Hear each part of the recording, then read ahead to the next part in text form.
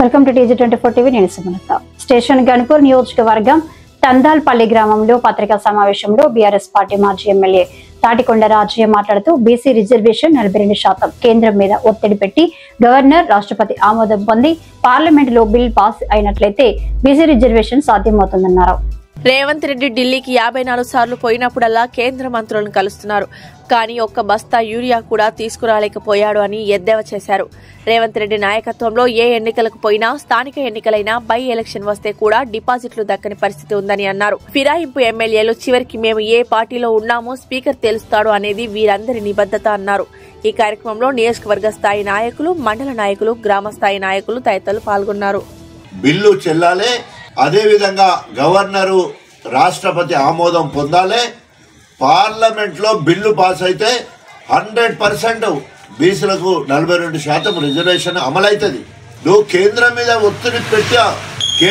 ఒత్తిడి పెట్టి BC reservation సాధించాలని డిమాండ్ చేస్తా ఉన్నాం. ఢిల్లీ పోయినావు, ఇవాళ 54 సార్లు పోయినప్పుడు వాళ్ళ కేంద్ర ప్రభుత్వ మంత్రులను కలుస్తున్నావు. కనీసం బస్తా యూరియా తీసుకురాలేకపోయినావు. బతుకమ్మకు ఒక్క చీర 2 చీరలు ఇస్తారన్నావు, ఒక్క చీర కూడా గతి లేదు.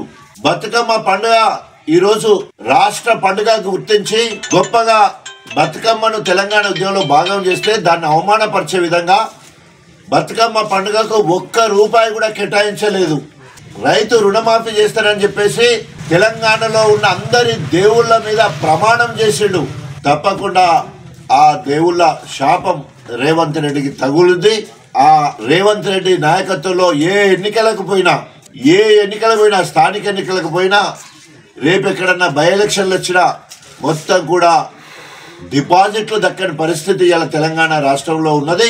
చివరికి ఒక్క మాట, ఇప్పటికీ 8 మంది ఎమ్మెల్యేలు రేవంత్ రెడ్డి గారు చెప్పిన చిలుక పలుకులు నిస్సిగ్గుగా, రేవంత్ రెడ్డి నిస్సిగ్గుగా పార్టీ అంటే గౌరవం లేదు, కాంగ్రెస్ పార్టీ నాయకత్వం అంటే గౌరవం లేదు, ఏఐసిసి అధ్యక్షుడు ఖర్గే గారంటే కానీ, సోనియా గాంధీ గారంటే కానీ, రాహుల్ గాంధీ అంటే కూడా గౌరవం లేదు.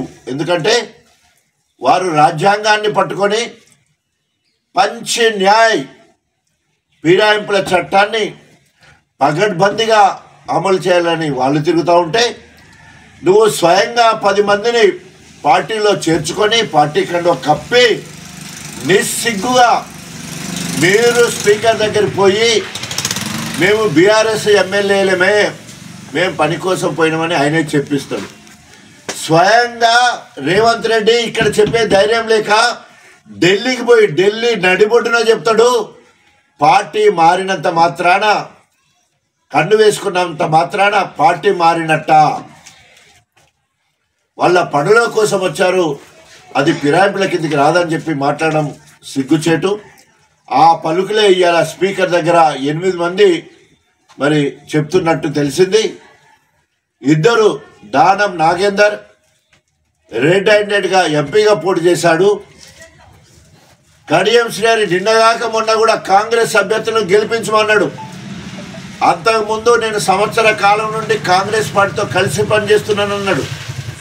మరి అంతకుముందు సంవత్సరంన్నర కిందనే రేవంత్ రెడ్డి గారు పిలిస్తే నేను కాంగ్రెస్లో చేరినని చెప్పిండు. అంతకుముందేమో నేను ఎక్కడ ఉండాలో అక్కడే ఉన్నాను అన్నాడు. చివరికన్నా మాట, నేను ఏ పార్టీలో ఉన్నానో స్పీకర్ గారు తేలుస్తాడు అని చెప్పాడు. ఇది ద టాల్ లీడర్కున్న నిబద్ధత. Please do subscribe TG24 TV.